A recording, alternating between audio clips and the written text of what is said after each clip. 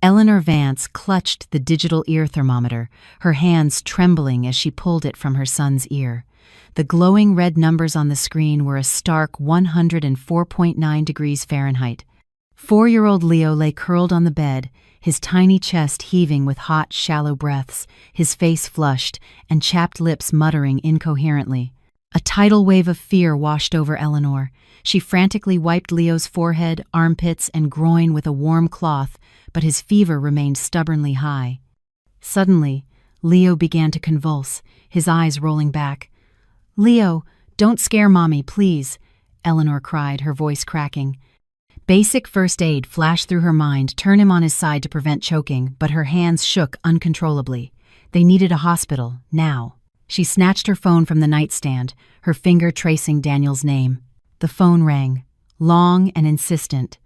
Once, twice, 3 times, no answer.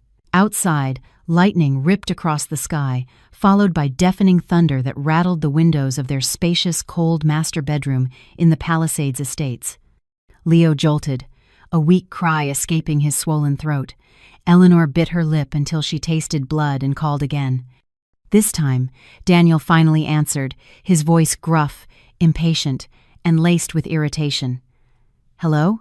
Do you have any idea what time it is? Why do you keep calling?" Eleanor choked back a sob, her voice fragmented. "Daniel, please come home. Leo's fever is over 104. He's having seizures. I'm so scared. Please, come take him to the hospital with me." A moment of silence, then a frustrated sigh. "A fever again? He just had one last month. What kind of mother are you? Always letting him get sick?" "I'm in a crucial meeting with international partners. I can't just leave. Call the pediatrician or get an Uber." "But the storm is so bad." "The doctor's after-hours line is busy." The car, Eleanor's explanation was cut short as other sounds filtered through the phone. It wasn't the rustle of papers or the tense discussions of a multi-million-dollar business meeting. It was the clinking of glasses, soft jazz music, and unmistakably, the sweet, cooing voice of a woman. "Daniel, hurry over and blow out the candles. Everyone's waiting for you." Eleanor recognized that voice instantly. Chloe Miller, Daniel's new executive assistant, hired 6 months ago. She always presented herself as innocent and fragile, bowing politely and calling Eleanor Mrs. Hayes whenever they met. Daniel seemed to have forgotten he hadn't hung up, or perhaps he simply didn't care if Eleanor heard. His voice returned, devoid of irritation, replaced by a strange tenderness. "All right, I'm coming right now, sweetheart. Happy birthday. Happy birthday." The words pierced Eleanor's eardrums, tore through her heart, and shattered the last vestiges of her fragile trust. Today was October 20th. She remembered now it was Chloe Miller's birthday, so his crucial meeting and international partners were just a cover to openly celebrate with his mistress. While his son fought for his life, he was happily blowing out candles for another woman. "Daniel, you!" Eleanor screamed into the phone, but only the cold, impersonal sound of a dial tone answered her. He had hung up. Her phone slipped from her grasp, falling silently onto the thick carpet. She had no time for heartbreak or reproach. Leo was drifting into unconsciousness in her arms. Eleanor sprang up, grabbing a thick coat and wrapping it around her son. She scooped him up and rushed out of the master bedroom. The 10,000-square-foot mansion was eerily silent. The housekeeper was on leave, and the groundskeeper was in the guest house out back. In this storm, calling them would take too long. She ran down to the garage, intending to drive herself. But as the garage door rumbled open, she was met with an empty space. The 2 luxury cars that usually sat there, a black Maybach and a red Porsche, were gone. Eleanor froze. The Maybach was Daniel's daily driver, and the Porsche was in her name. But the spare keys were always kept in the shoe cabinet. She remembered now. This afternoon, Daniel had claimed his car was still at the shop and borrowed hers to take clients on a tour. He had taken her car to drive his mistress to a birthday party. He had even taken Frank, the family's private chauffeur, leaving her and her child stranded on this stormy night. No car, no driver. Eleanor clutched Leo tightly and plunged into the blinding rain. The main gate of the estate was nearly a quarter of a mile from the main road. The wind lashed at her face, and the cold rain soaked her thin pajamas in seconds. Eleanor slipped, her knee hitting the sharp cobblestones hard. The excruciating pain shot up to her brain, fresh blood mingling with rainwater, but she didn't dare let go. She held Leo tight, shielding him from the heavy raindrops with her body. Eleanor struggled to her feet and kept running. Her bare feet, already bloody from the gravel, felt no pain beyond the suffocating fear of losing her son. When she reached the main road, it was deserted. The few taxis that sped by were either occupied or refused to stop in the severe weather. Her ride-sharing app kept searching for drivers in vain.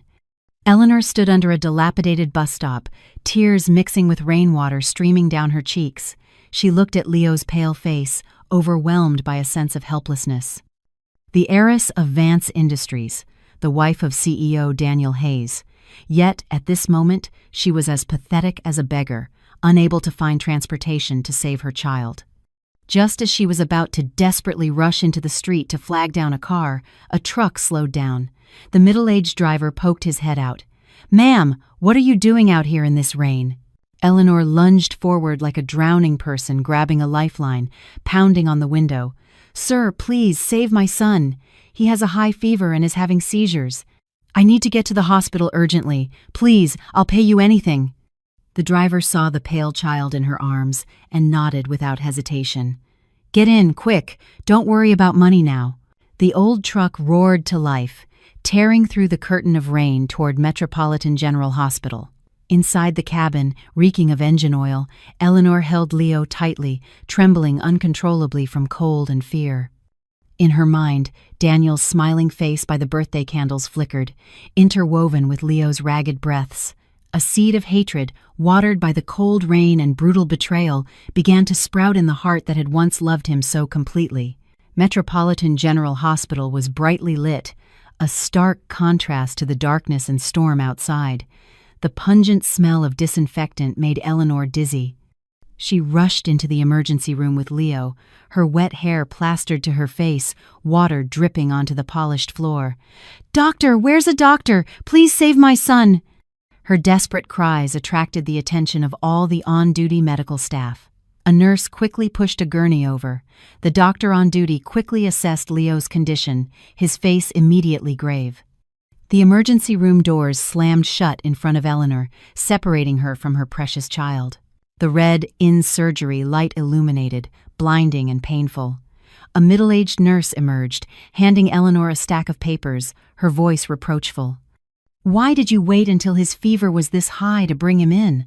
A little later, and it could have caused brain damage. He has acute pneumonia. Where's the father? How could he let you carry the child through the rain alone like this?" The nurse's questions were like salt rubbed into Eleanor's wounds. Where was the father? She offered a bitter, twisted smile. "His father is busy being a hero at someone else's birthday party. My husband, he's dead." Eleanor uttered the words coldly, then scribbled her signature onto the consent form. The nurse stared at the woman's pathetic appearance, but sharp, cold eyes didn't dare to ask further questions and hurried back inside with the file. The hospital hallway was deserted, the cold wind seeping through the window, chilling Eleanor to the bone. Only now did she feel the biting cold. Her wet pajamas clung to her skin, and her scraped knee still oozed blood, but she didn't care. She sank onto a cold metal bench, her eyes fixed on the emergency room door. Time passed, each second as heavy as lead. An hour, then 2. To keep herself from collapsing, Eleanor took out her phone. The screen was cracked in one corner from where it had fallen, but it still worked. She intended to text Ethan Riley, her private lawyer and close friend, to ask him to prepare some documents. But as if by a malicious force, her finger slid to a social media app. Right at the top of her feed, a trending post updated 15 minutes ago caught her eye. It was from Chloe Miller's secondary account, an account Chloe thought Eleanor didn't know about, but Eleanor had been aware of it for a long time. The photo was taken in a luxurious presidential suite at the Grand Plaza Hotel. In the soft, flickering candlelight, a woman's slender, pale hand held a man's large hand. On the man's wrist was a limited edition Patek Philippe Grand Complications 5270. Eleanor stared at the watch, every intricate detail of its engraved dial etched into her memory. She had personally ordered it from Switzerland 3 months ago, using all her personal savings as a gift for Daniel on his promotion to CEO. When he received the gift, he had embraced her, vowing to cherish it as he cherished their love. Yet now, that very watch appeared in his mistress's boastful photo on the very night his son lay in an emergency room. The caption beneath the photo was short but provocative. "Thank you, my man. Even with the storm outside, you came to me and gave me the warmest birthday. Love you, D.H. Daniel Hayes." He hadn't just come. He had brought humiliation for his wife and son as a gift for her. Eleanor scrolled down to the comments. A few of Chloe's friends cooed. "Wow, what a watch. I heard that's worth as much as a condo. Your man spoils you, Chloe." Chloe replied with a heart emoji and the words, "He said I deserve the best. And the old stuff at home? That gets thrown out sooner or later." "The old stuff at home?" Eleanor let out a soft, eerie laugh that echoed through the silent hallway. So, in their eyes, she and Leo were just old, cumbersome items waiting to be thrown out. She had sacrificed everything for Daniel. From a silver-spooned heiress of Vance Industries, she had hidden her identity and defied her father to marry him, a man from a humble background but full of ambition. She had used her family's hidden connections to pave his way, silently handling business troubles for him, and even accepted a supportive role, caring for their family so he could focus on his career. She had believed her sacrifices would earn her a happy home, but she was wrong. Her sacrifices had only fueled his greed and arrogance. He thought his success was entirely his own, and she, his humble wife, was no longer worthy of his status. A hot tear fell onto her phone screen, blurring Chloe's smug face in the profile picture. But it was the last tear. Eleanor wiped her face, her eyes shifting from pain to icy resolve. She screenshotted the post, saving it to a hidden folder. Then she opened her contacts and found a number she hadn't called in 5 years. Mr. Richard Vance, her father. Just then, the emergency room light went off. The door opened, and the doctor emerged, looking tired but a little relieved. "Family of Leo Hayes?" Eleanor sprang up, her numb legs almost giving out. "That's me. How is my son, doctor?" The doctor nodded slightly. Fortunately, he was brought in just in time. "The boy had acute pneumonia, complicated by the high fever and seizures. We've brought the fever down and stabilized his condition. He's out of immediate danger but needs to be in the ICU for at least 24 hours for monitoring. His lungs are very weak, so we need to be extremely cautious." Eleanor let out a long, shaky breath, feeling as if a 1,000-pound weight had been lifted from her chest. "Thank you, doctor." "Thank you so much." As she watched the gurney carrying Leo to the recovery room, seeing her son's small, pale face covered in medical tubes, Eleanor's heart ached. But her mind was remarkably clear. She could not let her son continue to live in this toxic environment. She could not let an irresponsible father and a manipulative mistress hurt Leo ever again. Eleanor turned and walked to a secluded corner of the hallway. She dialed her father. He answered almost immediately, his dignified voice tinged with worry. "Eleanor, why are you calling so late? Has that scoundrel Hayes hurt you again?" Hearing her father's warm voice, the man she had turned her back on to chase a blind love, Eleanor's nose stung. She took a deep breath, suppressing her emotions, and spoke each word clearly. "Dad, I was wrong. I want to come home." There was a second of silence on the other end, then a decisive voice. "Good. I've waited 5 years to hear you say that, sweetheart. Where are you? I'll send someone to pick you up right away." "I'm at Metropolitan General Hospital. Leo is sick. Dad, I need the best legal team from Vance Industries, and I need you to help me prepare asset freezing procedures. I want a divorce. That's my girl. A Vance has to be decisive. I'll come myself. As for that scoundrel, I'll make him regret the day he was born." Hanging up, Eleanor leaned against the wall, her gaze fixed on the window. The rain hadn't stopped, but a faint light was beginning to break in the eastern sky. Tonight was the last night she would cry for Daniel. Tomorrow, when the sun rose, the weak Eleanor of the past would be gone. The person returning to that mansion would be Miss Vance of Vance Industries. The one who would reclaim everything, principal and interest, from those who had trampled on her love and self-respect. Eleanor returned to Leo's room, watching him sleep soundly. She kissed his forehead gently and whispered, "Sleep well, Leo. When you wake up, Mommy will give you a new world, one without storms, only warm sunshine." She asked the nurse to watch over her son for a moment, then quietly walked out of the hospital and hailed a cab. She needed to go home, to clear out the remnants of the past before her dear husband returned. The faint dawn light filtered through the hospital room curtains, illuminating Eleanor's haggard face. After a sleepless night monitoring Leo's every breath, her eyes were bloodshot. Yet, strangely, there was no longer the usual sadness or weakness in her gaze. The extreme fear of the previous night had solidified into a cold, sharp block of ice embedded deep in the young mother's heart. Leo's fever had subsided, his breathing more even, though his face was still pale, and his tiny hand bore a bruised needle mark.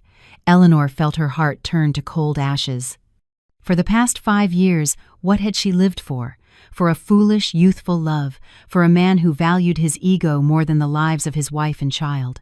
A soft knock at the door interrupted her thoughts. It opened, and a dignified, middle-aged man with silvering hair but eyes as sharp as an eagle entered. Behind him were 2 tall bodyguards and Ethan Riley, chief counsel of Vance Industries. It was her father, Chairman Richard Vance. Eleanor stood, her numb legs making her sway. Richard Vance quickly stepped forward to support his daughter, his eyes scanning her frail appearance, then resting on his grandson in the hospital bed, pained beyond words. Eleanor softly called, "Dad," her voice hoarse. Richard Vance patted her shoulder gently, his voice deep yet carrying undeniable authority. He said there was no need to speak, he already knew everything. The security camera footage from the mansion and the hospital had been retrieved. He affirmed that the Vance family would never let their own suffer such injustice. Ethan Riley stepped forward, placing a stack of documents on the table, his eyes filled with sympathy and determination as he looked at Eleanor. He told her that all the procedures had been prepared according to the chairman's wishes. She only needed to nod, and the plan would be immediately activated. Eleanor looked at Ethan, her childhood friend who had silently supported her throughout the years. She picked up the file, glancing at the clear black and white text: divorce papers, asset division agreement, investment freeze order. She looked at her son once more. The image of Daniel laughing happily with his mistress while their son was at death's door reappeared, vivid as a slow-motion film. Her last hesitation vanished. Eleanor turned to Ethan and said she wanted to proceed immediately. Then she turned to her father, saying she would return to the Vance estate, but first she needed to make a trip back to the Hayes mansion. She had to reclaim what belonged to her and Leo and leave Daniel what he deserved. Richard Vance nodded in satisfaction. He said Maria and 2 bodyguards would accompany her. Leo would stay here. He had already mobilized the best medical team from abroad for consultation. No one could take the boy without his order. Eleanor bent down and kissed her son's forehead, whispering an apology, then resolutely turned and walked out of the room. Her back was straight, exuding the proud aura of a Vance heiress that she had deliberately concealed for years to be a dutiful wife. The sleek black limousine from Vance Industries brought her back to the Hayes mansion. The rain had stopped, but the house still felt damp and cold. The housekeeper had not yet returned. The vast house was eerily silent. Eleanor entered the master bedroom, once the cozy home she had meticulously nurtured. Daniel's clothes were still scattered on the bed, left haphazardly before he went to his meeting. The familiar scent of his cologne now made her nauseous. She opened the closet, unhesitatingly pushing aside the dazzling evening gowns Daniel had bought for her to wear to social events, helping him maintain his image. She only took her simple clothes, Leo's favorite toys, and, most importantly, the photo album chronicling their son's growth. Maria, the trusted housekeeper of the Vance family, quickly helped her pack. As she folded clothes, she secretly wiped away tears, saying, "Miss Eleanor, you've suffered enough. This time, back home, the master and madam will make it up to you." Eleanor smiled faintly, a smile that didn't reach her eyes. She replied that she hadn't suffered. Every foolish mistake has a price, and this time she paid with 5 years of her youth, a bit expensive, but worth the wake-up call. In less than an hour, all personal belongings of Eleanor and Leo were neatly packed. The room felt strangely empty. Eleanor walked to the dressing table and took off her wedding ring. The diamond ring, with which Daniel had once knelt and proposed, vowing eternal love, now lay starkly on the cold marble surface. She took out the signed divorce papers, her firm, decisive signature right beside the ring. Eleanor thought to herself, did Daniel think he was a phoenix rising from the ashes? No, he was just a lucky sparrow that happened to land on a branch. Today, that branch had broken. Eleanor picked up her handbag and walked out the door, without a single backward glance. The mansion door slammed shut behind her, closing a tearful chapter of her life and opening a ruthless war. Leaving the Hayes mansion, Eleanor sat in the gleaming black limousine. The interior of the car was quiet and luxurious, completely separated from the hustle and bustle of the city. She took out her phone and dialed a special, encrypted number. This was the private banking hotline reserved for top-tier investors. The other end answered immediately, the voice of Mr. Thompson, the bank director, respectful and deferential. He said it was an honor to hear from her. Chairman Vance had briefly informed them of the situation, and they were awaiting her command. Eleanor leaned back in the leather seat, her eyes gazing at the skyscrapers gliding past the window, her voice cold and sharp as a surgeon's scalpel. She requested Director Thompson activate the marital risk clause in the investment trust agreement between Everest Capital and Hayes Corp. Director Thompson cautiously asked what level she wished to apply. Eleanor's lips curled into a smirk, each word she uttered carrying immense weight. She requested the highest level, a comprehensive freeze, blocking all corporate accounts of Hayes Corp., Daniel Hayes's personal accounts, and all supplementary credit cards he had issued. She demanded the immediate recall of short-term preferential loans, requiring early repayment due to a violation of the CEO's ethical clause. Director Thompson worriedly stated that doing so would immediately paralyze Hayes Corp. Their cash flow was already very weak. If funding were cut off now, bankruptcy would be a matter of days. Eleanor interrupted, her voice unwavering, affirming that was precisely what she wanted.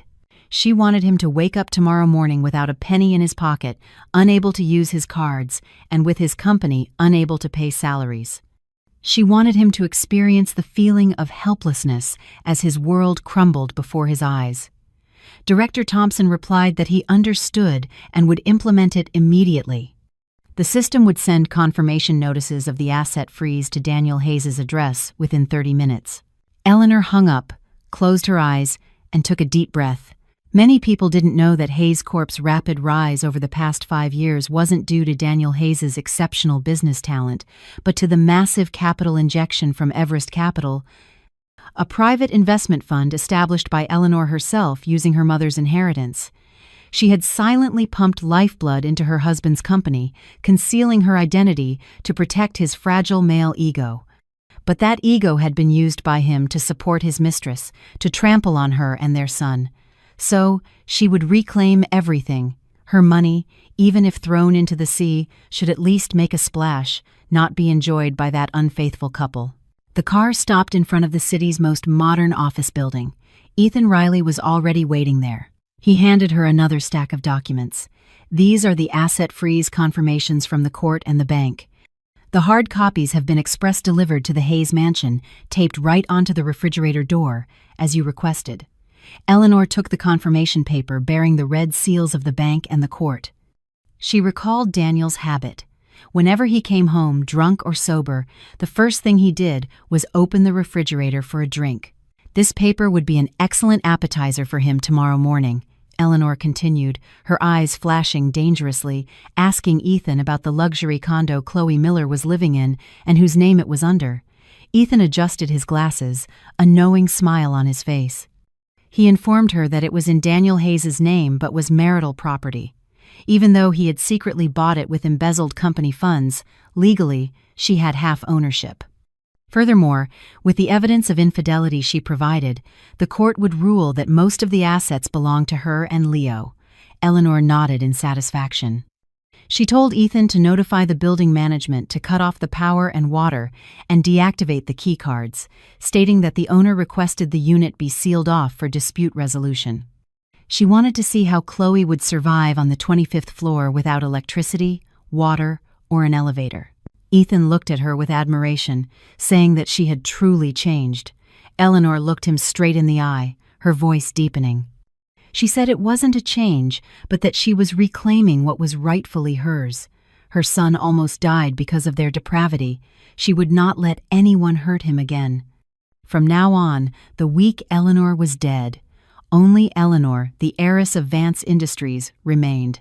She stepped into the elevator, her fitted black dress exuding a cold power. The financial war had officially begun. She didn't just want Daniel Hayes to divorce her.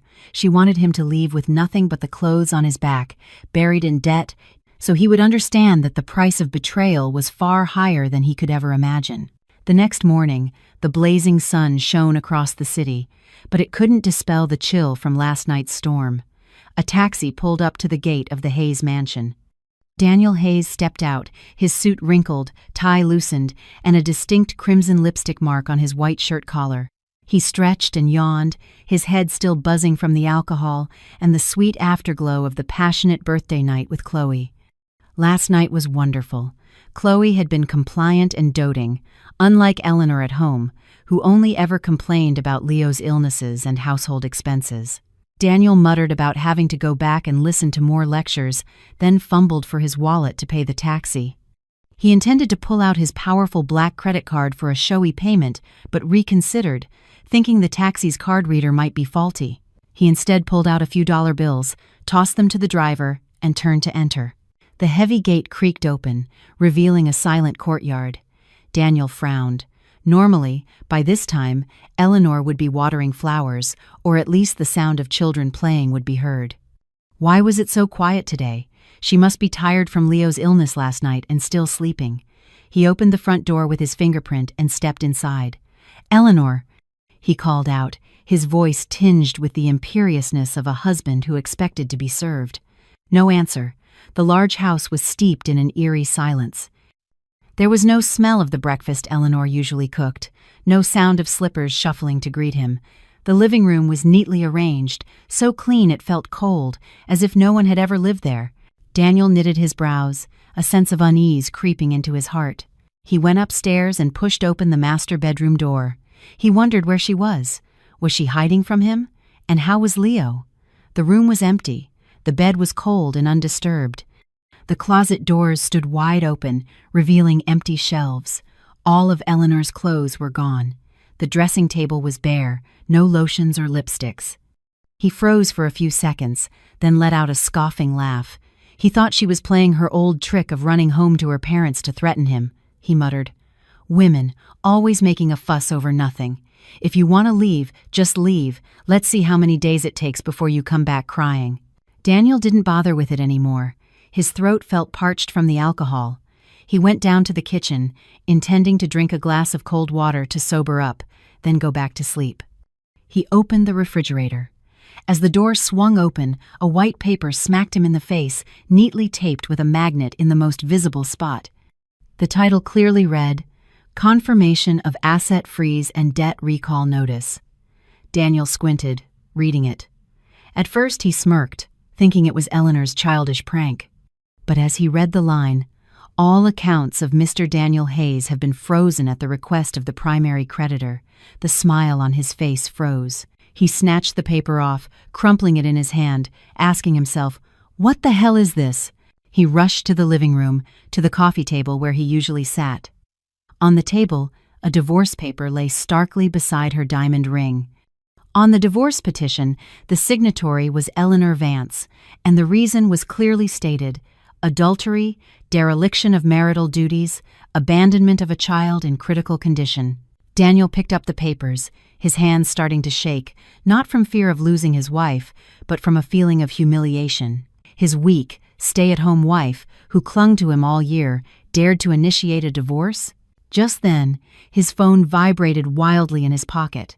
It was a text message from the bank. A series of notifications flooded in. His checking account had been locked, available balance 0. His platinum credit card had been deactivated. The loan for his Maybach was overdue, requiring immediate payment. Otherwise, the asset would be repossessed. A barrage of messages, like bombs exploding, sent Daniel into a real panic. He frantically dialed Eleanor's number, but only received the message, "The number you have dialed is no longer in service." He threw his phone onto the sofa, roaring like a wounded beast, yelling that Eleanor dared to do this to him. He didn't believe Eleanor had the guts or the ability to do this. It must be her family egging her on. A small-time merchant's family daring to confront the CEO of Hayes Corp? He would show them. But first, he needed money. He remembered there was some cash and gold in the safe in his study. He rushed into the study, spinning the safe dial. A click echoed, and the safe opened empty. Inside, only a yellow sticky note remained, with Eleanor's familiar handwriting. It read, "The money used to buy this gold was from my inheritance. I'm taking it back. The safe is yours. You can keep air in it." Blood rushed to his head. Daniel staggered, grabbing the edge of the desk to steady himself. He realized the situation was far more serious than he had imagined. This empty house was not a temporary tantrum, but a calculated punishment. Unable to reach Eleanor, unable to get money, Daniel, in his extreme panic and anger, decided to drive to the company. He had to check the actual financial situation. He didn't believe a housewife like Eleanor could affect Hayes Corp. He rushed to the garage but then remembered both cars were gone. The Maybach, he didn't know where the driver had taken it. In fact, it had been repossessed by the bank early that morning. His wife's Porsche was nowhere to be seen. He cursed and had to run to the main road to catch a taxi. Arriving at Hayes Corp headquarters, he was met with unprecedented chaos. Employees huddled together, discussing anxiously, their faces worried. As soon as Daniel walked in, the CFO rushed out, her face pale. She informed him that this morning the bank announced the freezing of all company accounts.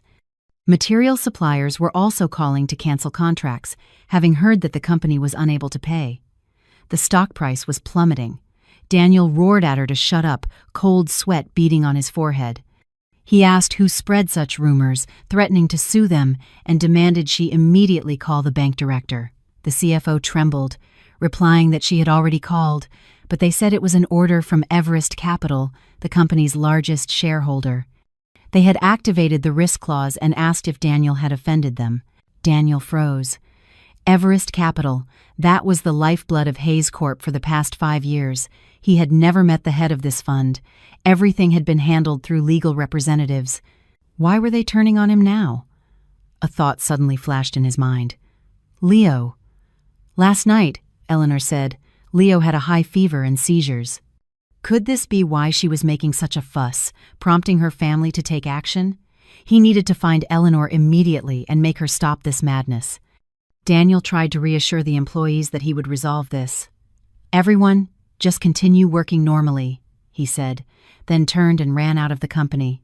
He went to Metropolitan General Hospital. After all, he was Leo's father. He had the right to visit his son.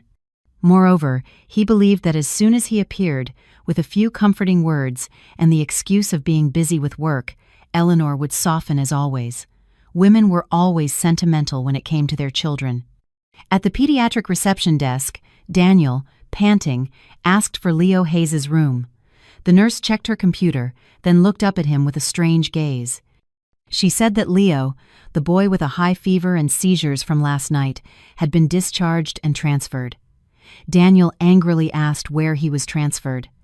The nurse replied that the records indicated a transfer to the Vance family wing and questioned why he, as the child's father, didn't know. Daniel was stunned when he heard Vance family wing.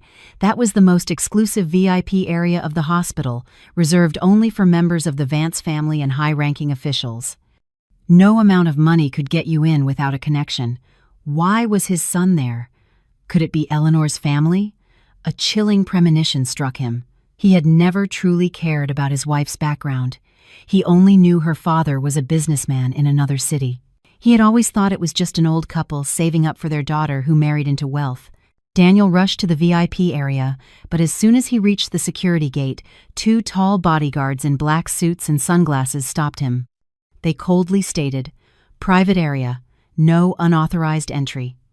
Daniel tried to push past, yelling that he was Leo Hayes' father and he was there to see his son. One of the bodyguards coldly shoved him, sending him stumbling to the ground.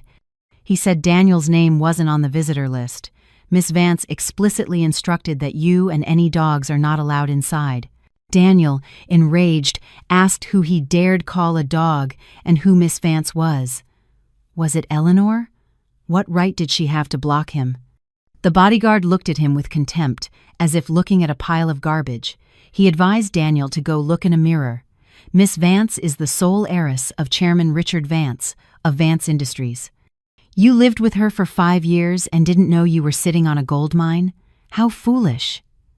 The bodyguard's words struck Daniel like lightning. Richard Vance. Vance Industries, one of the largest financial conglomerates in the country.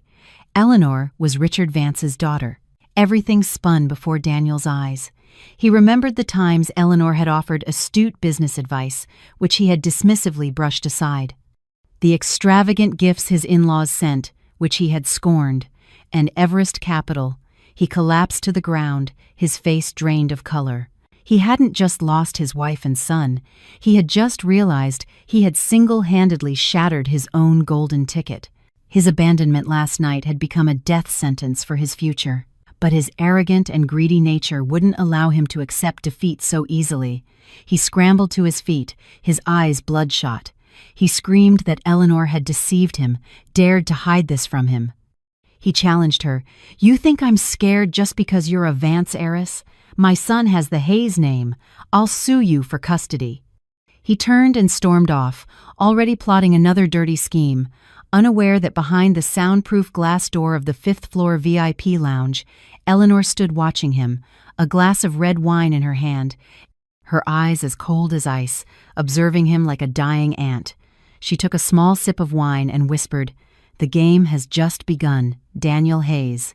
The headquarters of Vance Industries stood towering in the heart of the city's financial district, a skyscraper reflecting the brilliant sunlight on its glass panels. This was a symbol of economic power that every entrepreneur yearned to enter. In the executive conference room on the 68th floor, a somber atmosphere prevailed. Elderly major shareholders, who had fought alongside Chairman Richard Vance for decades, sat in silence. Today, the chairman had announced a significant change in the CEO position. The heavy wooden door slowly opened. The crisp, authoritative click of high heels on the marble floor resonated. Eleanor Vance stepped in. If Daniel Hayes were present, he would surely not recognize the woman before him. Gone was the housewife with her messy bun and cotton pajamas. Today, Eleanor wore an ivory white pantsuit, exquisitely tailored, accentuating her slender figure. Her long hair was lightly curled, falling naturally behind her. Her makeup was light but sharp, especially her eyes, which exuded a cold aloofness. She walked to the head of the table, a position usually reserved for her father, and sat down. Ethan Riley followed closely behind, placing a stack of documents in front of her. Eleanor scanned the conference room, her clear voice carrying an invisible pressure. She introduced herself as Eleanor Vance, who would be taking over as CEO of Vance Industries, authorized by the chairman. The shareholders exchanged glances, some surprised, some skeptical, but seeing Ethan's confirming nod and her chillingly calm demeanor, they all silently nodded in welcome. The meeting proceeded quickly. Eleanor made decisive policy decisions, particularly in order to recall investments from high-risk projects, among which Hayes Corp was glaringly red-circled. At the end of the meeting, Eleanor returned to the CEO's office.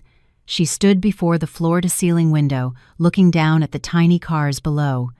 The feeling of holding power in her hands was vastly different from holding a ladle in a small kitchen. For 5 years, she had deliberately clipped her own wings to stay in a cage. Now was the time for the phoenix to be reborn. Ethan knocked and entered, a tablet in his hand. He reported that Daniel Hayes was in the reception lobby, loudly demanding to meet representatives of Everest Capital and Vance Industries leadership. He claimed there was a misunderstanding and wanted to renegotiate. Eleanor turned, a mocking smile on her lips. She asked Ethan if he still didn't know her identity. Ethan shook his head, a slight scoffing laugh escaping him. He said Daniel still thought Vance Industries was a distant partner and Everest Capital a mysterious benefactor. He could never imagine that his humble housewife held the lifeblood of his company. Eleanor walked to her desk. She told Ethan to let him wait and to tell the receptionist that the CEO was busy and could not meet unscheduled guests. In the grand lobby on the first floor, Daniel Hayes paced like a trapped animal, sweat pouring down his back. He constantly checked his watch, then looked at the executive elevator with pleading eyes. The beautiful receptionist looked at him apologetically but maintained a professional smile, announcing that the CEO was in a meeting and invited Mr. Hayes to wait. Daniel stifled his anger, forcing a smile, saying he had an urgent matter concerning a multi-million-dollar project. He waited for 3 long hours, from 10 a.m. to 1 p.m., his stomach growling. Vance Industries employees walked by, looking at him with curiosity, whispering, making him feel as if thousands of needles were pricking his ego. He, Daniel Hayes, CEO of Hayes Corp., once heralded wherever he went, was now abandoned in the lobby like a delivery person. Just as Daniel was about to give up, the VIP elevator doors opened. A group of people emerged, led by a radiant woman, surrounded by assistants. Daniel squinted. That figure, that stride, looked so familiar. He was about to rush forward, but 2 large bodyguards swiftly stepped up, blocking him like steel walls. "Excuse me, CEO, it's Daniel Hayes of Hayes Corp.," he shouted. The woman didn't stop, didn't even glance at him. She walked straight to the Rolls-Royce waiting outside. Her suit jacket fluttered gently in the wind, leaving behind a cold back and a faint scent of luxurious perfume. A scent that Chloe or any woman he had ever met could never possess. Daniel stood frozen, muttering, "No way." That silhouette looked so much like Eleanor, but it couldn't be her. How could Eleanor have such regal poise? How could Eleanor be riding in a Rolls-Royce? He must be seeing things. He stumbled out of the Vance Industries building, the scorching midday sun hitting his face, making him dizzy. He didn't know that this missed encounter was just a prelude to a series of humiliations he was about to endure. Daniel Hayes' office at Hayes Corp. Was in chaos. Telephones rang incessantly, employees scurried about, and the printer churned out endless cancellation notices. Daniel slumped into his chair, tearing at his hair. In just 8 hours, the empire he had built over 5 years had crumbled. Accounts were frozen, partners had turned their backs, and employees were resigning en masse. The office door burst open. Chloe Miller walked in, her face beaming, a fashion magazine in her hand. She was still oblivious to the financial storm, thinking Daniel could salvage the situation. Chloe sauntered over, sat on Daniel's lap, and wrapped her arms around his neck. She cooed. "Last night was so much fun, but I saw a new Hermes bag in a magazine. It's gorgeous. Buy it for me, darling, as a belated birthday gift." Daniel, already furious, exploded. He violently shoved her away, sending her stumbling. "Are you insane?" he roared. "The company is on the verge of bankruptcy. Where would I get money for a damn bag?" Chloe froze, her big eyes filling with tears. Her innocent expression vanished, replaced by a calculating glint. She stood up, her voice suddenly cold. "The company is really bankrupt? Didn't you say you were a business genius?" Daniel angrily loosened his tie. "This time it's different. Eleanor, that crazy woman, conspired with outsiders to freeze my assets. I need cash desperately." He turned to Chloe, his voice softening slightly. "Give me back the jewelry and credit cards I gave you. I need to sell them. When this crisis passes, I'll buy them back for you tenfold." Chloe's face hardened. She stepped back, crossing her arms, a mocking smile on her lips. "You're funny," she sneered. "What's given is given. That's payment for my youth spent with you. Now you want to strip the clothes off my back?" Daniel couldn't believe his ears. Was this the sweet, understanding Chloe? He glared, pointing a finger at her face, calling her ungrateful. "You clung to me when I was rich, and now that I'm down, you turn your back?" The two began a loud argument, vulgar insults flying through the poorly soundproofed office. Just as the argument reached its peak, the company's internal PA system suddenly crackled. "Hello? Do you have any idea what time it is?" "A fever again. I'm in a crucial meeting. Daniel, hurry over and blow out the candles. All right, I'm coming right now, sweetheart. Happy birthday. All employees stopped what they were doing. The space was utterly silent, save for the echoing recording. It was Daniel and Eleanor's phone call. Daniel and Chloe in the office froze. His own voice, Chloe's cooing voice, his cruel abandonment of his sick child all laid bare. Daniel's face turned purple. He lunged to turn off the speakers but couldn't. Outside, the employees' gazes were filled with utter contempt. So, the all-night meeting was him fooling around.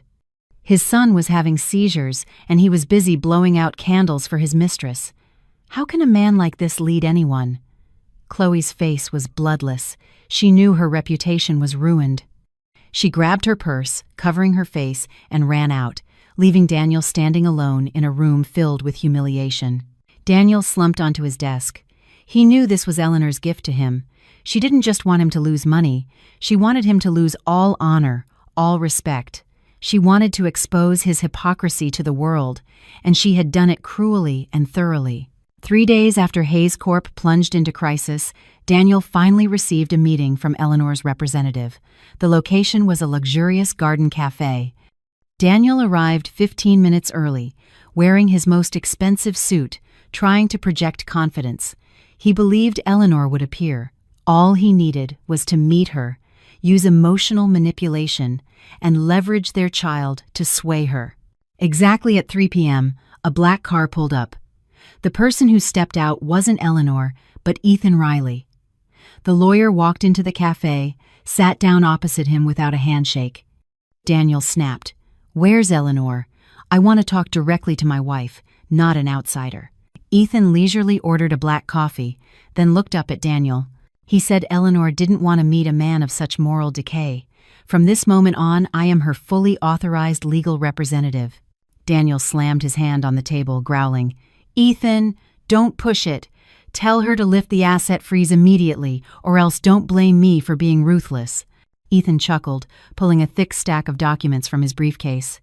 "Daniel Hayes, take a good look," Ethan said. "This is a detailed bank statement of your accounts.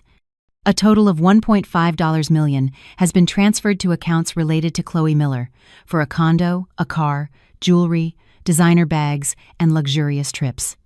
Meanwhile, last month, you complained about Leo's expensive tuition, making Eleanor pay for it."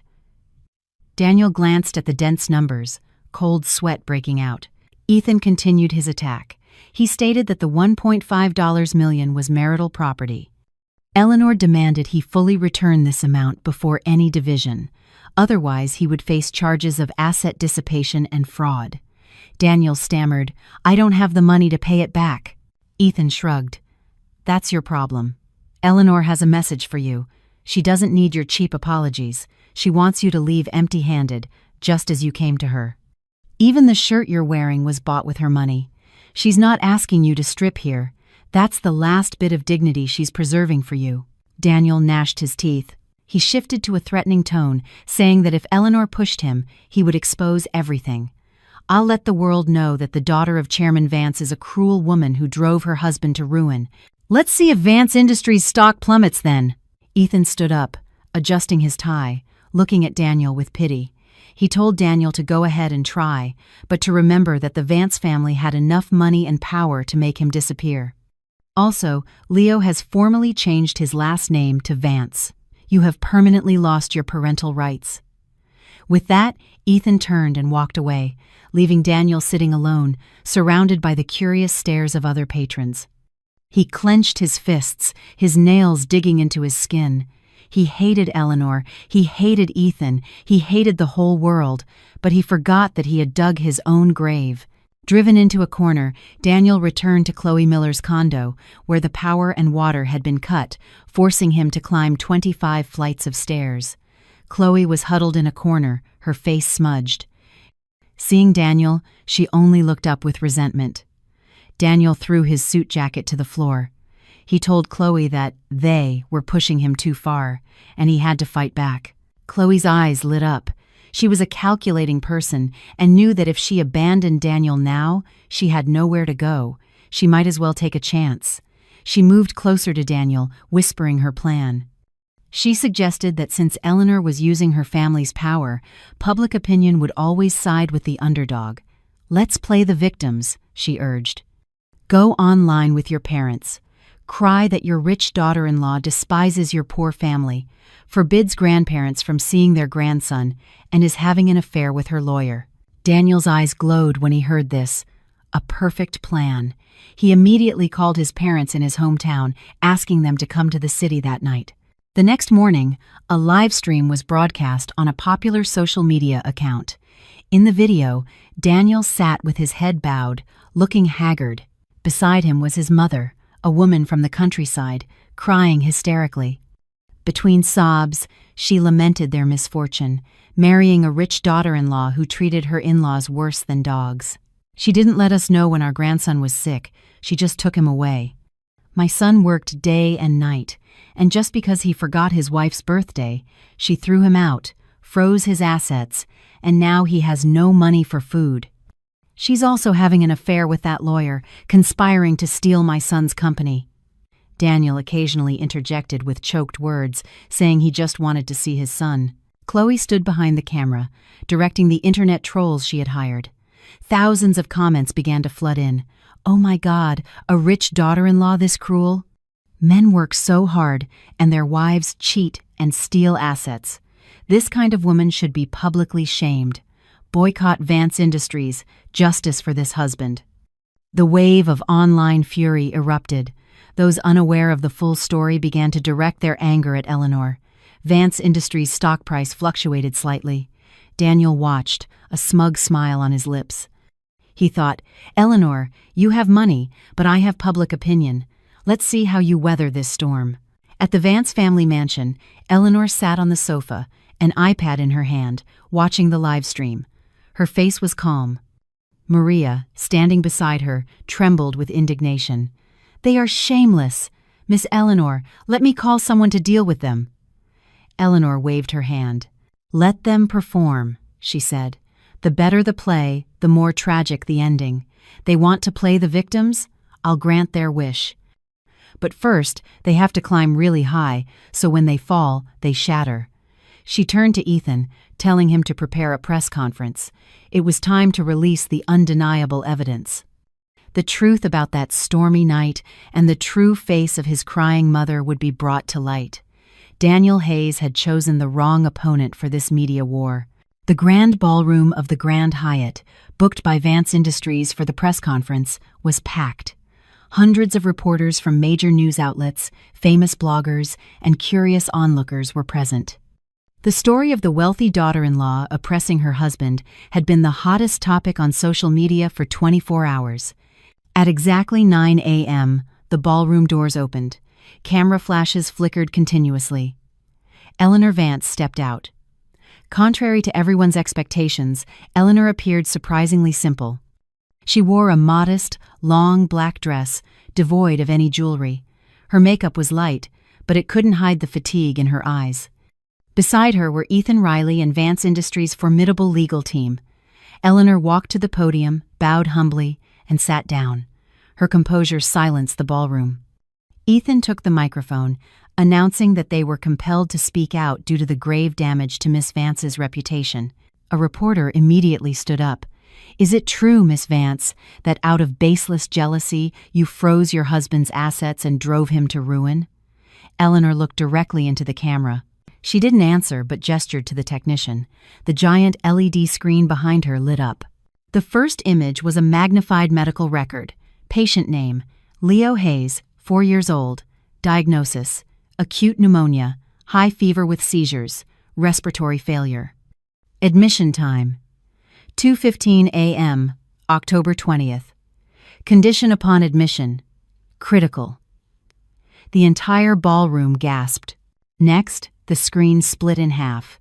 The left side displayed security footage from the luxury apartment building where Chloe Miller lived.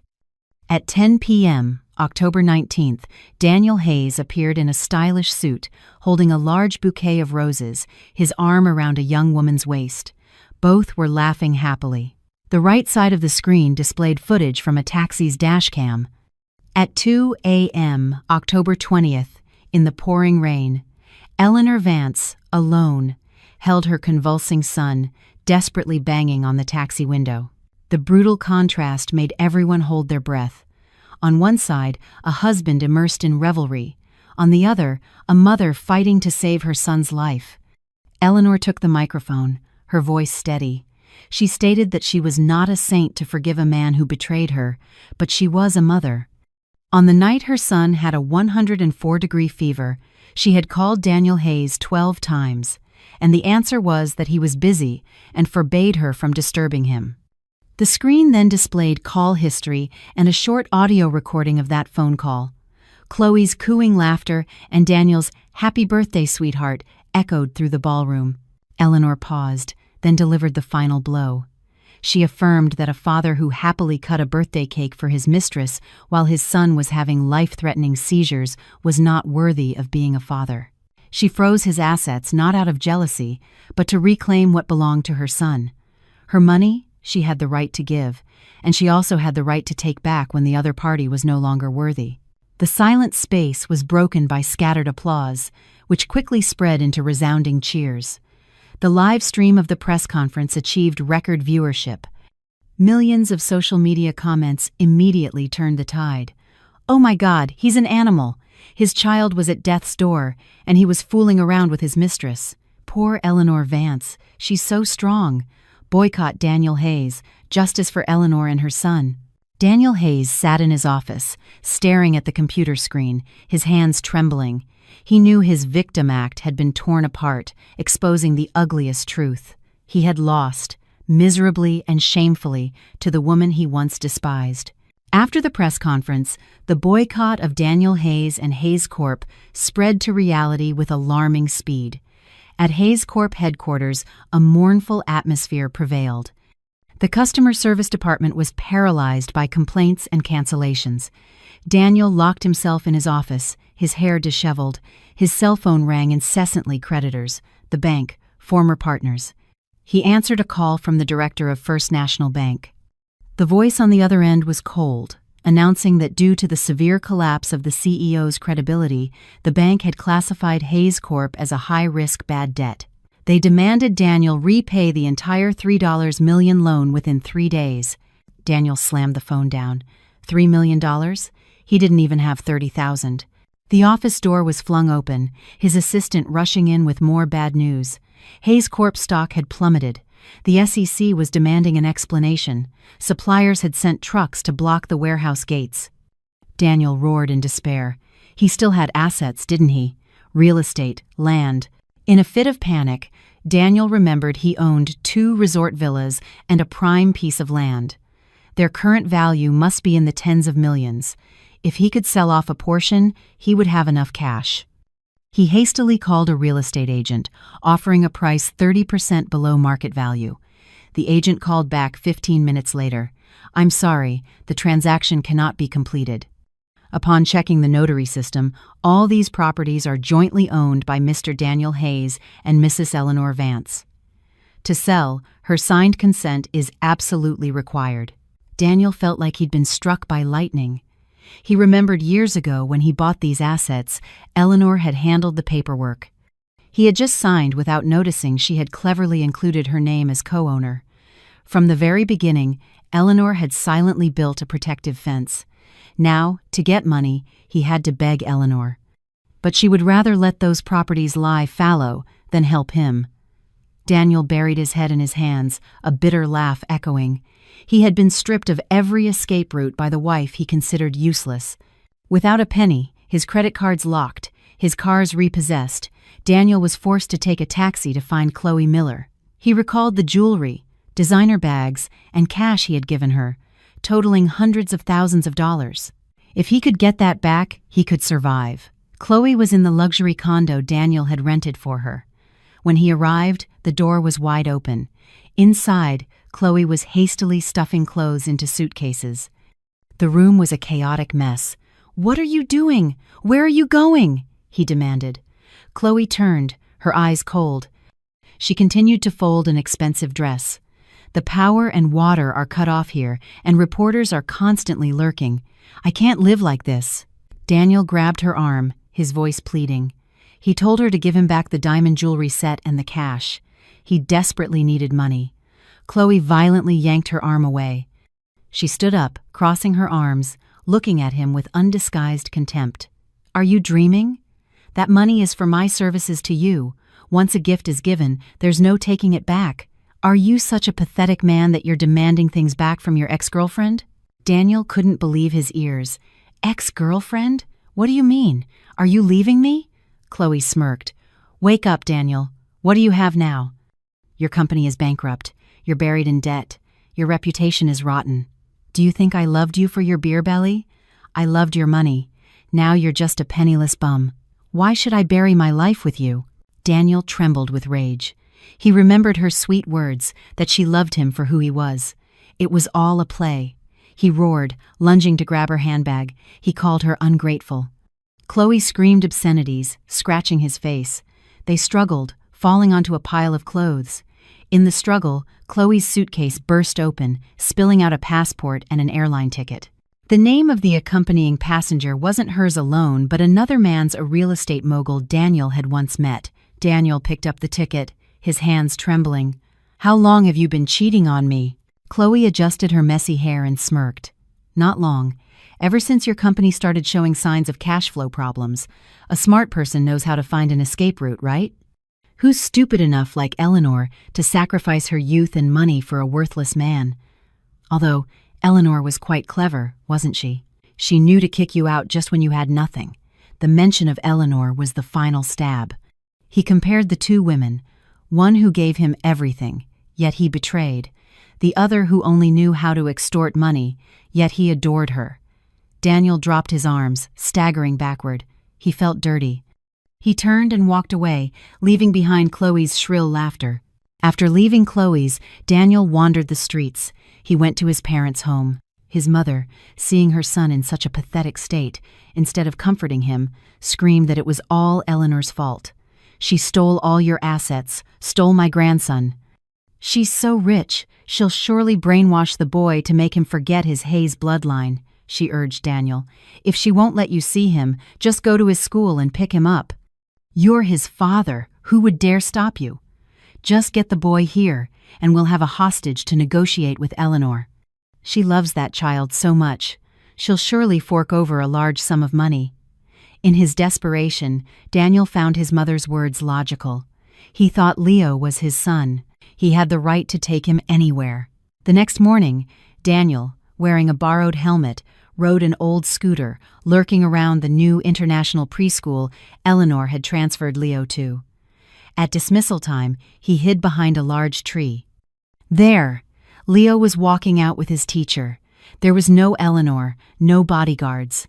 Daniel darted forward, grabbing Leo's hand and yanking him.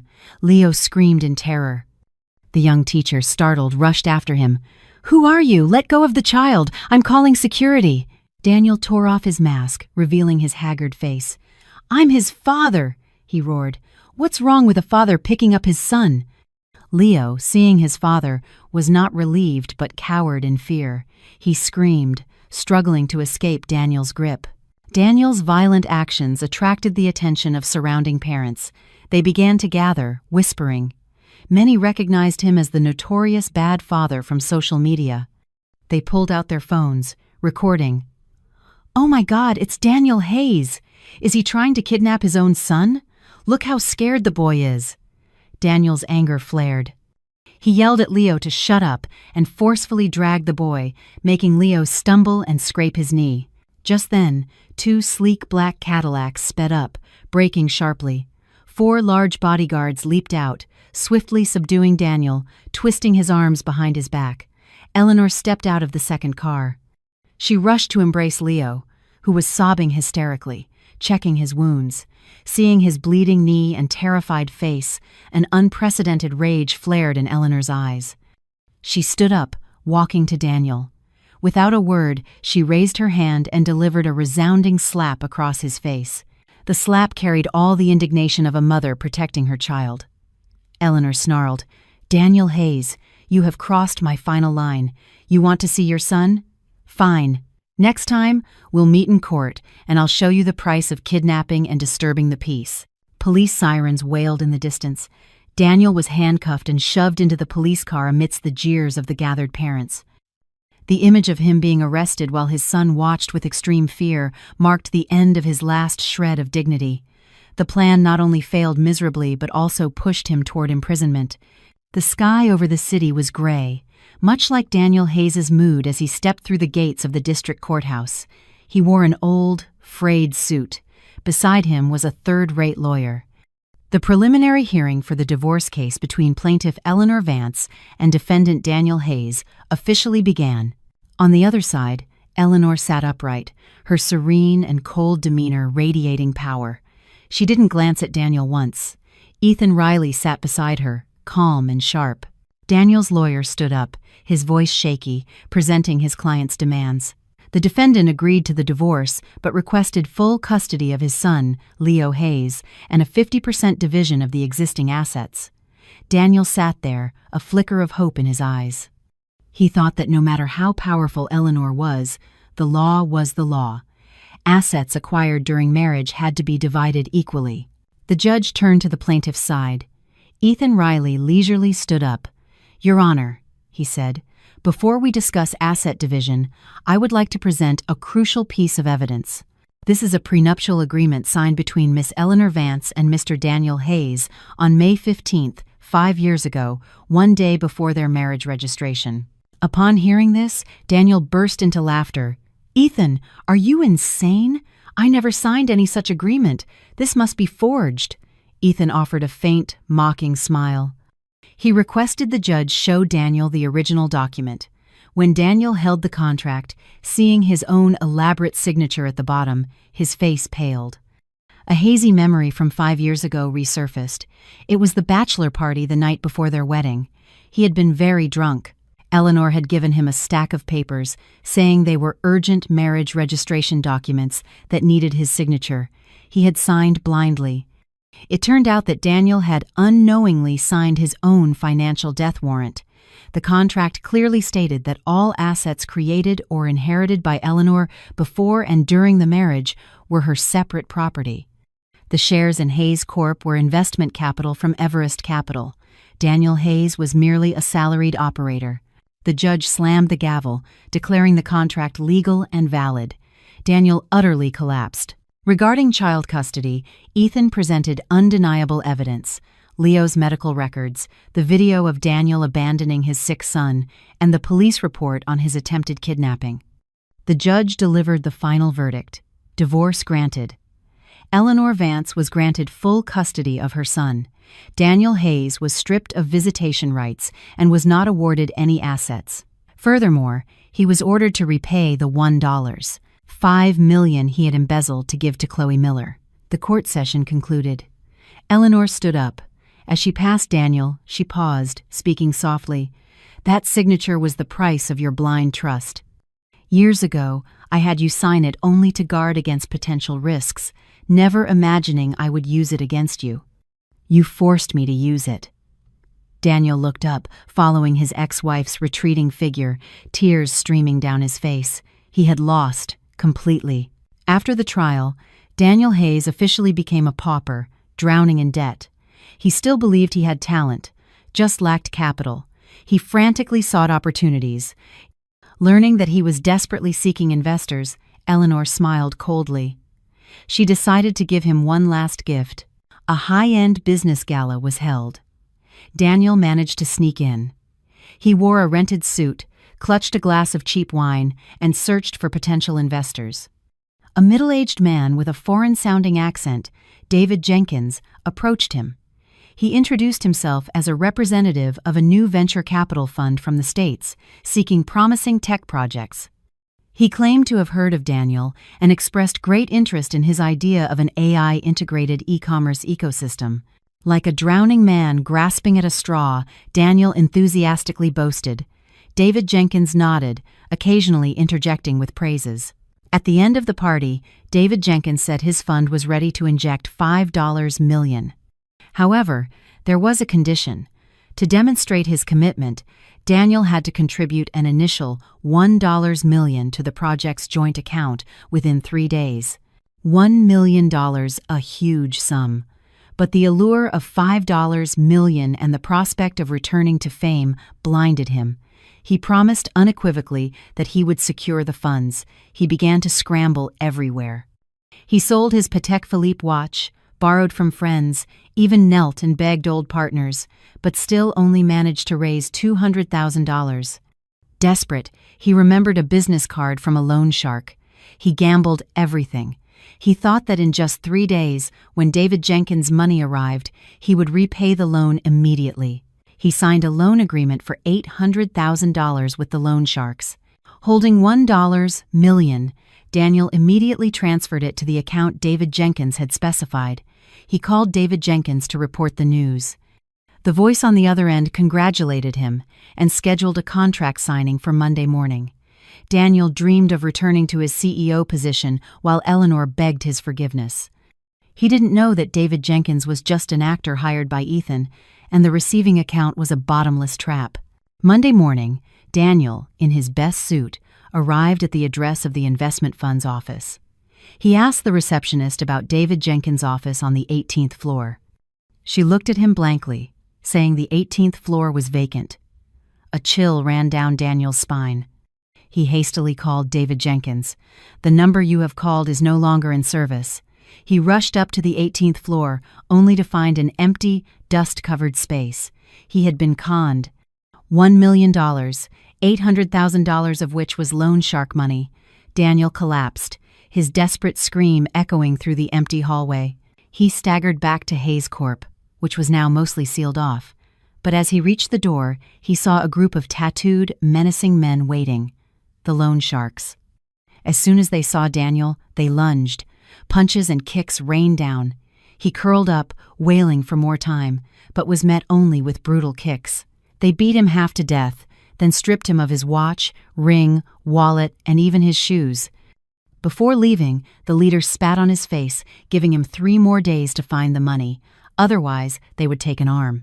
Daniel lay motionless. He struggled to his feet, crawling into the secret office where he had hidden some foreign currency and antiques in a wall safe.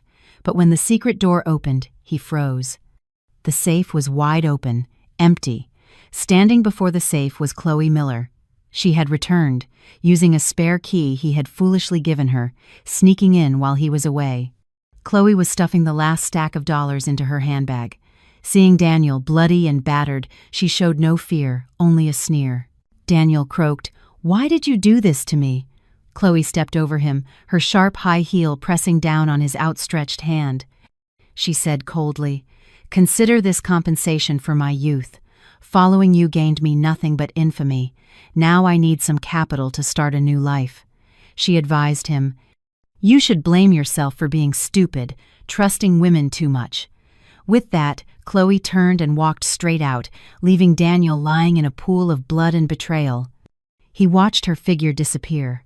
He had lost everything. This was the living hell Eleanor had given him. 3 days after the beating, Daniel was relentlessly hunted by the loan sharks. He had nowhere to go. His parents, hearing about his debts, had fearfully locked their doors, disowning their son. In desperation, his feet unconsciously led him back to the Vance mansion. The gates stood imposing under the misty winter rain. Daniel stood there, looking no different from a beggar, his clothes ragged, his face bruised. He shivered from the cold. He remembered the stormy night when Eleanor had also desperately carried their child out of the house, but at that time he was happily with his mistress. Now, the wheel of fortune had come full circle. Daniel knelt before the iron gate, his voice hoarse, calling out Eleanor's name, calling out Leo's name. He begged to see her one last time. The mansion gate slowly opened. A luxurious black Rolls-Royce Phantom slowly rolled out. Daniel lunged forward, trying to block the car, begging Eleanor for forgiveness, pleading for her to save his life. The car stopped, the rear passenger window slowly lowering. Daniel saw Eleanor sitting inside, wearing a warm cashmere coat. Beside her, Leo was sleeping soundly. Daniel sobbed, reaching out his dirty hand. "I was wrong, Eleanor. Please give me a chance. I'll be your slave. Save me, please. They're going to kill me." Eleanor looked at him, her eyes devoid of triumph, anger, or pity. It was the gaze one gives to a stranger. That silence was more terrifying than 1,000 curses. She didn't say a word. She just turned and spoke softly to the chauffeur. "Let's go, Frank. Don't let trash dirty our view." The car window slowly rose. The luxurious car sped through a puddle, splashing dirty water onto Daniel, then zoomed away, leaving him kneeling alone in the biting cold rain. Daniel buried his head on the ground, his sobs mingling with the rain. He understood that the greatest punishment for him was not imprisonment or poverty, but having to live and witness those he loved happy with others, while he himself was forever removed from their lives like a stain that had been thoroughly washed away. In the distance, several tattooed figures slowly approached. Daniel closed his eyes, awaiting the tragic end he had written for his life. After Daniel was chased from the Vance mansion gates, another piece of news emerged. Daniel's mother, Mrs. Carol Hayes, had been admitted to a psychiatric hospital after witnessing her son being beaten. Eleanor received a call from the private investigator she had hired. He reported that he had found an encrypted electronic diary in an old laptop Chloe had left behind. In her office, Eleanor opened the file. In the diary, Chloe meticulously documented her process of approaching Daniel's family. The most chilling revelation was the relationship between Chloe and Mrs. Carol Hayes. The two had known each other online. Mrs. Carol Hayes had always harbored animosity towards Eleanor, believing she was too pampered and offered no help to her son's career. A recorded conversation Chloe saved made Eleanor's hands tremble. "Auntie, I think Eleanor is quite healthy. She'll surely have a grandson for you soon," Chloe had messaged. "Healthy, my foot, Mrs." Carol Hayes replied.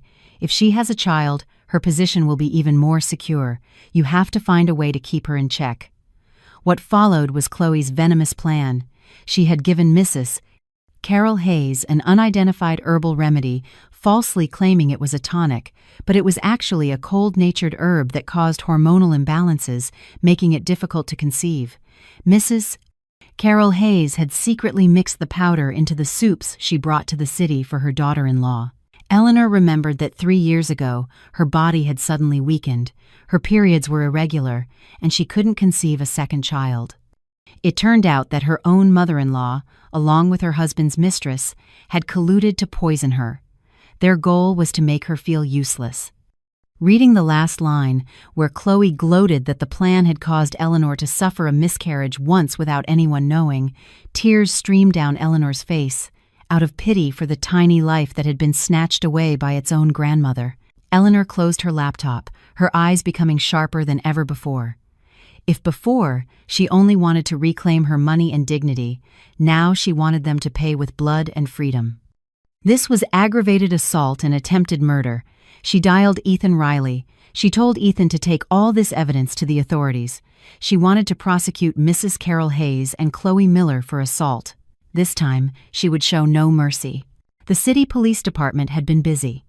After receiving the complaint and evidence from Vance Industries' legal team, an urgent investigation was launched. Daniel, after being refused help by Eleanor, had been hiding in a dilapidated motel. He lived like a cornered rat. But the law eventually catches up. That night, police sirens tore through the quiet motel district. The rotting motel room door was kicked open. Daniel instinctively tried to flee, but 2 detectives subdued him. The cold click of handcuffs echoed, securing the former CEO's wrists. The lead detective read out the arrest warrant for Daniel Hayes for grand theft, corporate tax evasion, and kidnapping. At the same time, at the Canadian border crossing, Chloe Miller, with dyed blonde hair, was trying to flee the country. She had used the stolen money to buy a fake passport. As she approached the control booth, her heart pounded. The customs officer scanned her passport, then looked up at her with a probing gaze. He signaled, and 2 border security agents stepped forward. Chloe knew something was wrong. She dropped her luggage and turned to run. But the police had already set up an ambush. In less than 2 minutes, Chloe was tackled to the floor. When the police officer pulled out a nationwide arrest warrant for theft, fraud, and assault, Chloe fell silent. The 2 betrayers finally met at the city police department's detention center. In the interrogation room, Daniel and Chloe were chained to 2 chairs facing each other. The moment they saw each other, they immediately lunged, verbally tearing at each other. Daniel roared, calling Chloe a wicked woman, that she had instigated him, stealing his money. He confessed everything, shifting all blame onto Chloe. Chloe was just as vicious. She laughed maniacally, blurting out about Mrs. Carol Hayes and her poisoning Eleanor, and also accusing Daniel of being the mastermind behind the company's tax evasion. The more fiercely they tore at each other, the clearer the evidence became. 3 months later, the trial took place.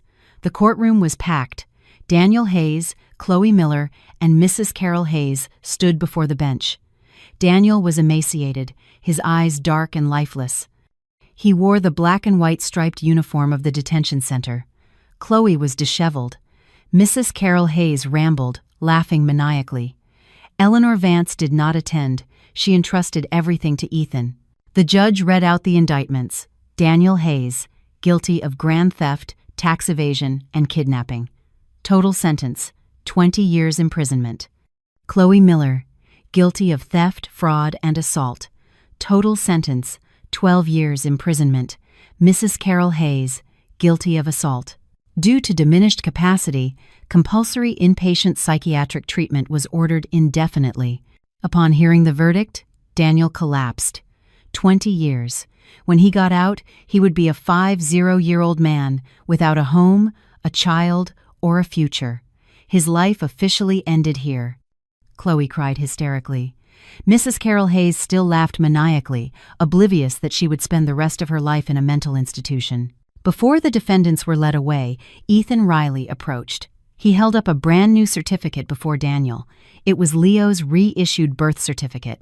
In the section for name, the name Leo Hayes was gone, replaced by Leo Vance. And in the section for father's name, that line was left blank. Ethan told Daniel, "This is the last gift Eleanor is sending you. From now on, the boy has no legal or blood relation to the Hayes family. You no longer have parental rights." Daniel stared at the paper, his mouth agape. This pain was more terrible than the 20-year prison sentence. He had lost the last connection to the decent world. He buried his head, tears streaming down onto the cold handcuffs. He regretted it, but it was all too late. The door of the police van slammed shut, trapping him in darkness. Blackwood Penitentiary housed dangerous criminals. Daniel Hayes began his days of confinement here. On his first day, he tasted the cell rules. He was placed in a communal cell with hardened criminals. When they learned Daniel was in prison for fraud and abandoning his sick child, the cell block's leaders looked at him with contempt. In the underworld, there were unspoken codes. Never harm your wife and children. Daniel's actions were considered the most despicable. That night, Daniel was beaten within an inch of his life. From then on, his life was a living hell. He had to perform the dirtiest jobs, scrubbing toilets, washing clothes, and giving his meager portion of food to the leader. Every night, memories were his cruelest torturer. He remembered the warm mansion where Eleanor always waited. He remembered Leo's innocent smile. He remembered the days when society respected him. Daniel looked at his calloused, scarred hands. These hands once wore a $1 million watch and signed multi-million-dollar contracts. Now they only shoveled waste. He realized that everything he once had wasn't due to his brilliance but given by Eleanor. She was his good fortune. He had personally shattered his golden ticket. One day, Daniel saw an old newspaper. On the culture page was a picture of a charity art exhibition. In the photo was a beautiful, radiant Eleanor, standing beside a handsome Leo holding a first-place trophy. And behind them, his hand protectively on Leo's shoulder, was Ethan Riley. The three of them looked like a perfect, happy family. Daniel trembled, tears blurring the image. He pressed the newspaper to his chest, letting out a pained cry. No forgiveness would happen. Daniel understood that he would pay for his foolishness with the rest of his life, in torment and solitude. He had lost everything. 3 years passed. In the western suburbs of the city, there was a dilapidated bar called the Rusty Nail. This was a haunt for crude laborers and alcoholics. Chloe Miller, or Vi as people now called her, struggled through the noisy crowd, carrying a tray of beer. She wore a cheap, revealing mini dress. The thick makeup couldn't hide the deep crow's feet and her skin, darkened by smoke and alcohol.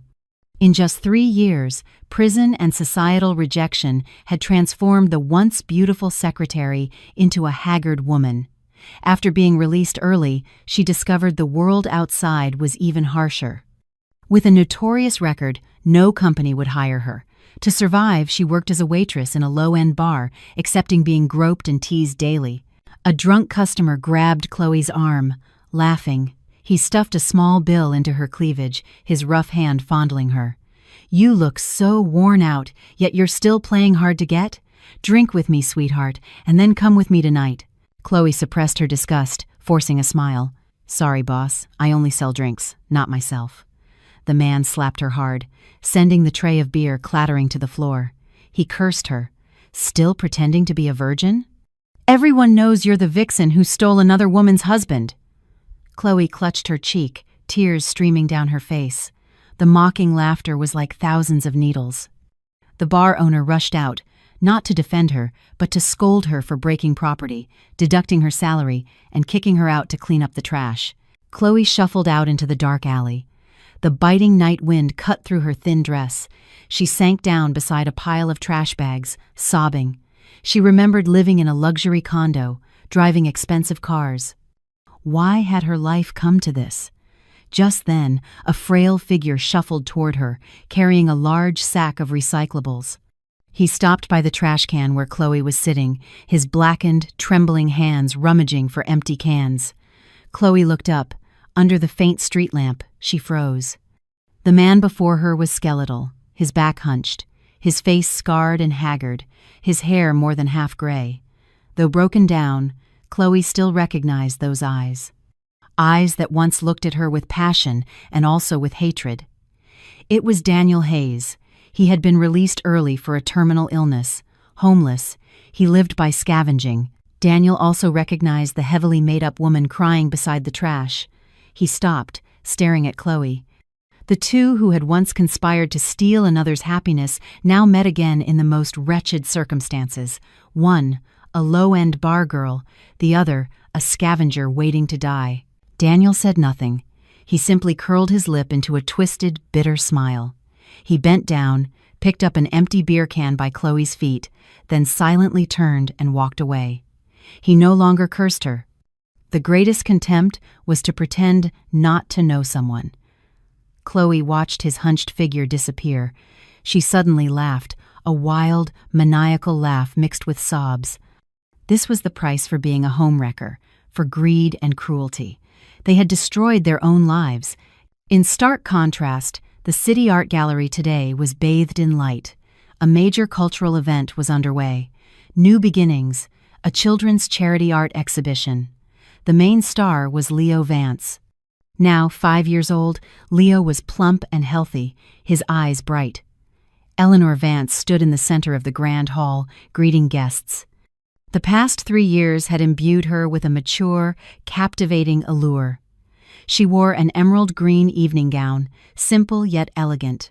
As the CEO of Vance Industries, she was now the most sought-after woman in elite circles. Leo stood proudly beside his centerpiece painting, explaining it to everyone. The painting depicted a small house by the beach, with a bright sun, his mother, and a tall man holding a child's hand. Ethan Riley approached Eleanor, holding 2 glasses of wine. His eyes were filled with gentle affection. For the past 3 years, he had always been by her side, helping her heal. He softly asked Eleanor if she was tired. Eleanor smiled and shook her head. She thanked Ethan. "Without your help, the exhibition wouldn't have been such a success." Ethan looked towards Leo, who was now surrounded by reporters. He said Leo was a perceptive child, deserving of the best. "And so are you, Eleanor." Just then, Leo saw Ethan. The boy waved frantically and called out loudly, "Papa Ethan! Come take a picture with Mommy and me!" The clear call of Papa Ethan echoed. Eleanor blushed slightly, her eyes shining with happiness. Ethan smiled brightly, put down his wine glass, and walked toward the boy. He scooped Leo up, standing close to Eleanor. The 3 of them created a perfect family portrait. Camera flashes flickered. Tomorrow, this image would appear on the front pages of newspapers, not as a scandal, but as a symbol of fulfillment. Eleanor looked at the two most important men in her life laughing together. In her heart, the last iceberg of the past had completely melted. She realized that the true dawn had arrived, a gentle, warm sunshine illuminating the path ahead, a path of sincere love. This winter came early. Outside the city's most luxurious French restaurant, warm yellow light spilled through the glass doors. A raggedly dressed man stood hidden behind a tree. It was Daniel Hayes. His late-stage lung disease made him cough in ragged spasms. He no longer had the strength to collect recyclables, only to wander and beg. He wasn't here today to beg. He remembered it was Leo's birthday. The instinct of a father, though tainted, still urged him to come back, just to see his son from afar. The restaurant door opened. Eleanor Vance stepped out first, arm in arm with Ethan Riley, laughing happily. Ethan carefully adjusted her scarf. Walking beside them was Leo. The boy wore a tiny suit, looking like a little prince. Daniel's dull eyes widened. That was his ex-wife, his son. But now they looked so distant. Leo held Ethan's hand, skipping.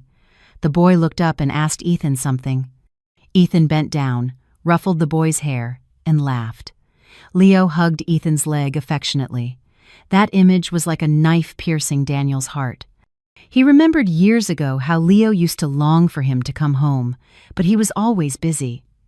Now, that position had been filled by someone 1,000 times better. Daniel unconsciously stepped into the street. He wanted to rush forward, to call his son's name. But at that moment, the headlights of a passing car shone on him, reflecting his image in the restaurant window. Daniel saw himself, a gaunt, dirty, foul-smelling man.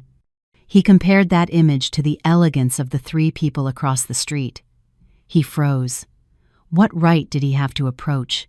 To embarrass his son? Daniel retreated into the shadows, hot tears streaming down his cheeks. He clapped a hand over his mouth to stifle his sobs. He watched Ethan open the car door for Eleanor and Leo. The luxurious car rolled away, carrying with it the entire world of happiness he had once possessed and shattered. Daniel collapsed at the foot of the tree, his choked sobs mingling with the wind. He understood that the cruelest punishment was not imprisonment or poverty, but having to live and witness those he loved happy with others, while he himself was forever eradicated from their lives. Spring returned to the beautiful coastal city where Eleanor's family chose to spend their weekends. Within a private villa, a small, cozy party was being prepared. Eleanor wore a pristine white maxi dress, an orchid in her hair, standing on the balcony overlooking the ocean. The sea breeze tossed her hair. She took a deep breath, feeling peace. 5 years ago, she had thought her life ended on that stormy night. But her parents' love, Leo's growth, and Ethan's unwavering presence had pulled her out of that dark mire. A warm embrace wrapped around her from behind. Ethan rested his chin on her shoulder. He softly asked her what she was thinking. Eleanor smiled. She said she was thinking about the past. Before, I thought love meant sacrificing everything. But now I understand that wasn't love, it was blindness. Ethan turned her around. You're right, he said. True love is respect, companionship, when both shine together. You don't have to sacrifice anything, you just need to be yourself. Eleanor Vance, proud and radiant. I love you for who you are. He knelt on one knee, pulling a small velvet box from his jacket. Inside was a simple yet exquisite diamond ring. I've waited for this day for a very long time, Eleanor. I promise you a peaceful home where you and Leo will never again have to endure storms. Will you marry me? Eleanor looked at the man before her. She saw her reflection in his eyes, whole and cherished. She nodded, happy tears streaming down her cheeks. Yes, she said. Ethan placed the ring on her finger, stood up, and they shared a passionate kiss under the radiant sunset.